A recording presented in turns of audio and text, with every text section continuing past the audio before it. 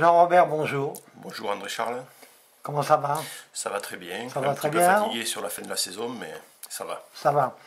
Alors, on va parler un tout petit peu du passé, mais beaucoup de l'avenir. Oui, En ce qui concerne la saison, on est au bout presque, hein. oui, ça se termine. Quel avis? La saison s'est globalement bien passée. On a ressenti un petit ralentissement début juillet, mais l'activité se maintient.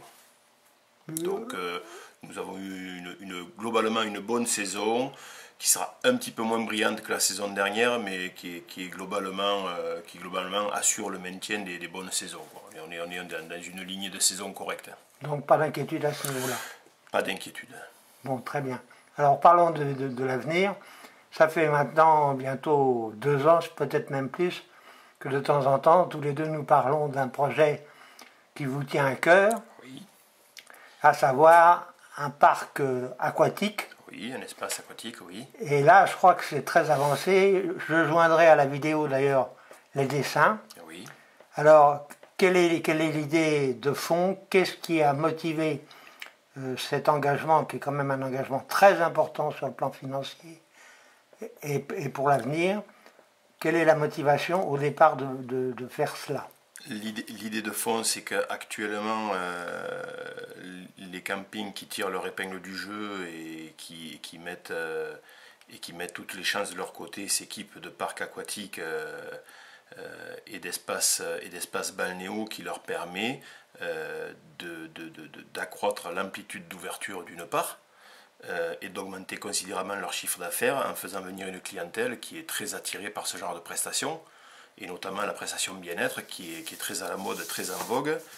Et dans ces conditions, et si on ne veut pas être tout le temps et constamment en train d'accrocher des wagons au train, mais plutôt faire partie des locomotives, notre intention c'était assez rapidement de s'équiper d'un parc aquatique et d'un espace aquatique à la fois avec une piscine couverte et une balnéo, un espace thalasso un petit peu sympa. Très bien, on va donc essayer de détailler un petit peu ce que nous avons actuellement sous les yeux, que je vais reproduire sur le blog. Oui. Et on va essayer de commenter un peu tout ça. Donc, de quoi s'agit-il? Peut-être en commentant et en montrant en même temps de quoi il s'agit. Bon, d'abord, la totalité de l'espace, ça représente quand même dans les 3000 m² global, c'est-à-dire toute cette partie-là. L'espace en lui-même inclut une piscine couverte qui fera environ 150 m², ce qui correspond déjà une fois et demie à notre bassin actuel, qui lui sera détruit. Donc cette partie-là sera couverte et découvrable en haute saison, en saison estivale, ce qui permet aussi de doubler la surface du bassin qui lui est extérieur, qu'on voit à côté, qui lui est un bassin beaucoup plus ludique et qui permet surtout aux enfants, qui permettra aux enfants de s'amuser et en toute sécurité. D'accord. Et là, alors ici, nous avons une partie bâtie en dur. Oui. Qui comportera quel... Alors la partie bâtie qui va jouxter le bassin couvert comportera un espace déshabillage sanitaire avec cabine de déshabillage et aussi casiers qui fermeront à clé, qui seront sécurisés pour pouvoir mettre des habits. Il y aura à l'intérieur et de ce côté-là une salle de massage, donc côté sud on va dire. Et côté nord, il est prévu un espace sauna, hammam, jacuzzi avec une verrière qui donnera sur l'extérieur. Donc ça, c'est la partie qui est la plus, on va dire, au sud-est du projet. Et qui s'intègre avec la piscine. Et qui s'intègre avec la piscine, voilà. Dans le prolongement de cette partie-là, il y a une salle de restaurant qui sera assez grande, puisqu'on a prévu un espace qui fera dans les 170-180 m². Donc qui permettra l'accueil d'environ 500 à 150 personnes assises. Et les flux de personnes arrivant, et particulièrement en basse saison, seront gérés par là. D'accord. Donc par l'entrée de cette salle. Ce qui permettra à un seul personnel de gérer un petit peu tous les accès, que ce soit les accès pour le restaurant comme ceux pour la piscine. Et dans le prolongement donc, de la salle de restaurant, et cette fois tout à fait au nord, il y aura une cuisine professionnelle qui est prévue, qui va nous permettre d'une part de mieux assumer le travail que nous assumions jusqu'à maintenant, qui était le travail de la carte snack pour l'été, que nous conserverons pour l'été, avec si possible, le même mode de fonctionnement que tous nos clients connaissent, et en même temps une restauration un petit peu plus soignée pour la demi-saison, avec une carte courte tout de même, mais qui nous permettra aussi de travailler des prestations de groupe grâce aux hébergements que détient le camping sur sa partie arrière, qui sont les mobil-homes. D'accord. Alors nous allons revenir maintenant donc à une vision plus humaine. Oui. Le fait que la piscine soit couverte, est-ce que ça sous-entend que l'ouverture de cet ensemble ne sera plus sur 2 mois ou 3 mois, mais tout au long de l'année, sous réserve peut-être de 1 ou 2 mois l'hiver? Compte tenu des températures enregistrées l'hiver, je pense qu'il vaut mieux tabler sur une ouverture de 10 mois plutôt qu'une ouverture de 12, parce qu'il y a quand même 2 mois qui sont très très froids, et particulièrement dans le quartier de Roudouze. Janvier et février sont quand même assez terribles. On va essayer de donner le plus de soleil possible en retravaillant un petit peu l'espace forestier qui se trouve sur la colline côté nord, mais on sera certainement quand même obligé de fermer 1 mois et demi, voire 2 mois. Oui, Par contre, on va essayer de jouer une amplitude d'ouverture beaucoup plus longue, notamment sur la restauration et sur l'espace aquatique. On va quand même essayer, du moins pour les premières années, et peut-être plus, on verra. On va essayer de faire plaisir aux gens en gardant une amplitude d'ouverture plus longue. La piscine étant couverte, est-ce qu'elle est en même temps chauffée, c'est-à-dire utilisable à plein en période d'automne et d'hiver? Elle sera utilisable, oui, parce qu'il y aura une déshumidification qui est un outil qui chauffe les parois pour éviter la condensation. Donc il y aura quand même une atmosphère intérieure qui sera chauffée, d'une part, donc confortable, et d'autre part, c'est une structure qui, au premier rayon de soleil, devient très vite très chaude et qui ne nécessite pas une grosse énergie pour la maintenir au chaud. C'est-à-dire que dès que les premiers rayons de soleil vont l'atteindre, à l'intérieur, il y aura des températures de 25 à 28 degrés rapidement. Donc le delta T, la différence de température à compenser pour un système de chauffage ne sera pas très importante. D'accord. Donc possible. Pourquoi avoir prévu en plus de la piscine des équipements comme le sauna ou le... Parce que c'est une carte à jouer pour vendre des produits de séjour finis. C'est-à-dire que si on crée un produit séjour, il va pouvoir être créé sur la base d'un éventail de prestations, c'est-à-dire pas seulement visiter des sites locaux qui bien souvent de toute façon sont fermés en demi-saison, mais aussi permettre aux gens qui vont venir de faire en alternance un sauna, un hammam, la visite d'une bergerie, la visite du cirque de Navacelle, une autre prestation style un massage ou faire venir une esthéticienne ou une autre prestation, et le surlendemain une autre visite. Donc on veut pouvoir créer en alternance des séjours qui ne seront pas axés que sur le pays, ils seront axés aussi sur des prestations de remise en forme. Oui, parce qu'il est évident que je pense qu'un certain nombre de Viganais ou même de pays viganésiens vont être intéressés par cette structure qui n'existe pas actuellement. Qu'à cela ne tienne, on accueille déjà dans notre restaurant d'été les Viganais. Il est bien évident qu'on les accueillera dans notre restaurant d'hiver. Et si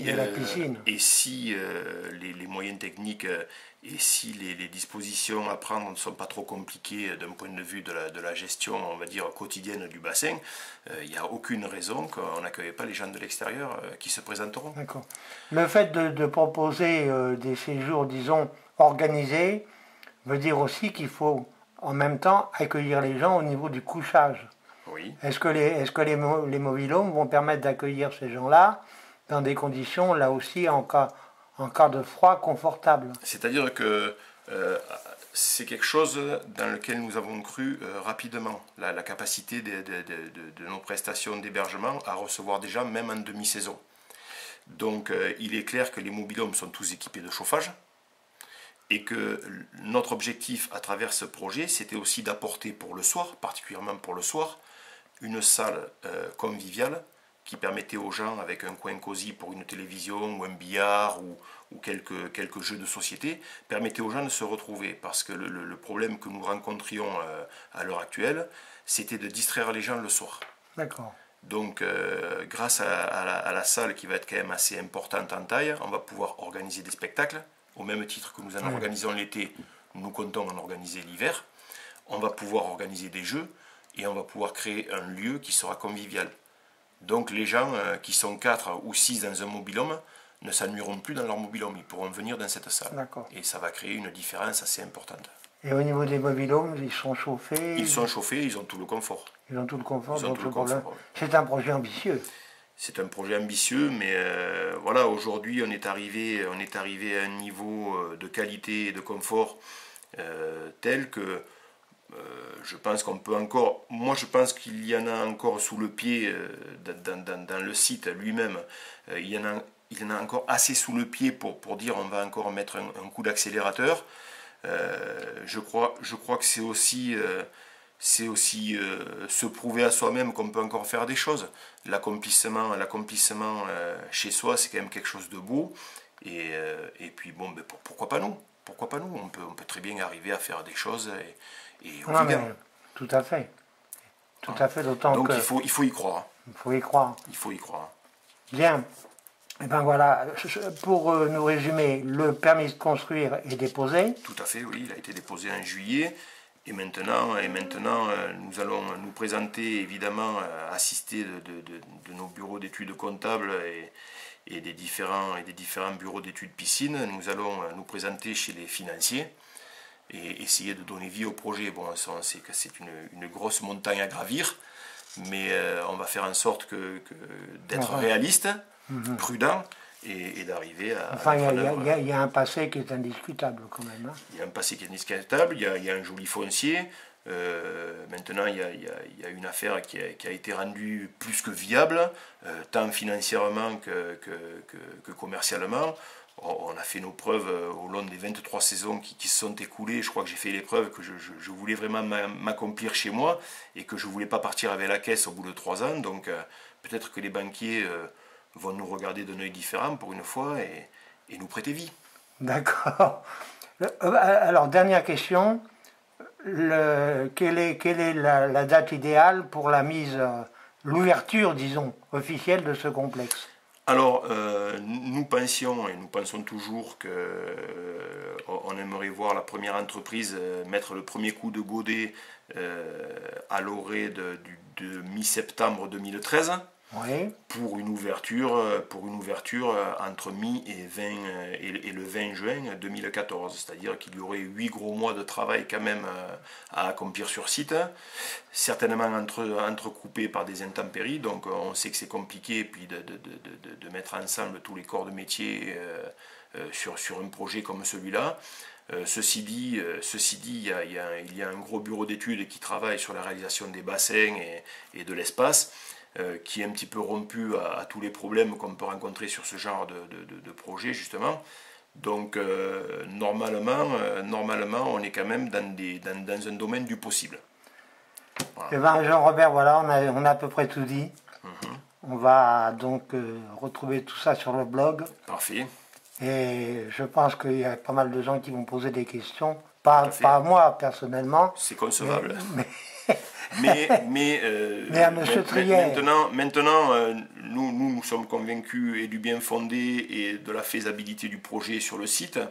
La seule chose qu'il est clair qu'il va falloir obtenir, c'est la faisabilité financière. Et c'est là qu'on va maintenant aller prendre le bâton de pèlerin et demander aux banquiers de nous suivre. Ouais. Voilà. Moi, je pense qu'on peut être quand même relativement optimiste compte tenu du passé de l'affaire. Merci. Merci André Charles. Et puis à bientôt. Voilà, donc bon scoop.